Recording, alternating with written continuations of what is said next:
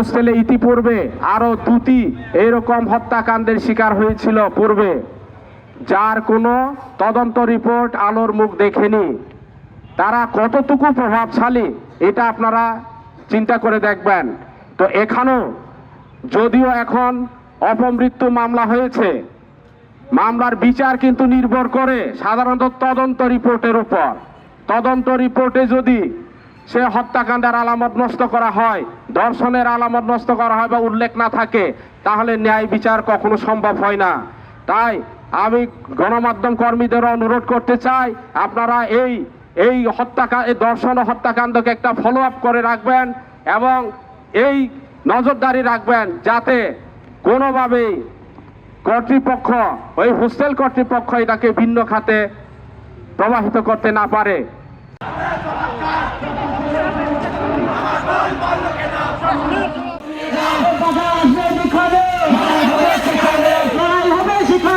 আদিবাসী নারী বলে নয়, এখানে প্রতিটি দেশের প্রতিটি প্রান্তে কিন্তু অহরহ এরকম মানবাধিকার লঙ্ঘন, নারীর প্রতি সহিংসতা, নারীর প্রতি অবমাননা, লুণ্ঠন এটা বেড়েই চলেছে।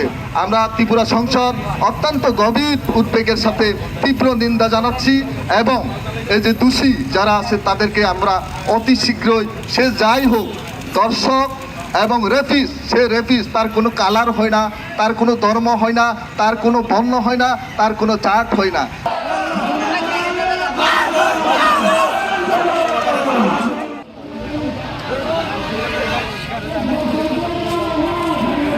আমি যখন বাইর হই ঘরে আমি নিরাপদে ফিরতে পারবো কিনা, সুস্থ অবস্থায় ফিরতে পারবো কিনা। কেন বাংলাদেশে এরকম হবে? বাংলাদেশে কি আইন নাই? বাংলাদেশে কি শাসক গোষ্ঠী নাই? কেন দোষীদের কেন শাস্তি দেওয়া হচ্ছে না?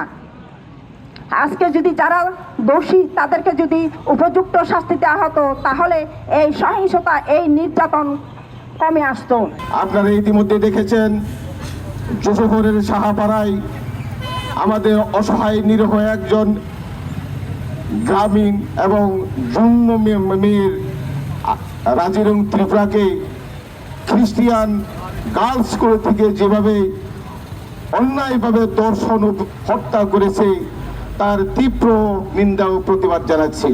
অন্যান্য সম্প্রদায়ের নয়, আমরা সকল সম্প্রদায়ের মানুষ, আমার ভাই, আমার বোন, যদি আমাদের কোনো কারোর দ্বারাই যদি লাঞ্ছিত হয়, কারোর দ্বারাই যদি অপমানিত হয়, কারোর দ্বারাই যদি আত্মসম্মান হানি হয়, বাংলাদেশ ত্রিপুরা কল্যাণ সংসদ, বাংলাদেশ ত্রিপুরা যুব সংসদ, যুব কল্যাণ সংসদ, বাংলাদেশ ত্রিপুরা ছাত্র সংসদ তাদের পাশে ছিল, আগামীতেও থাকবে।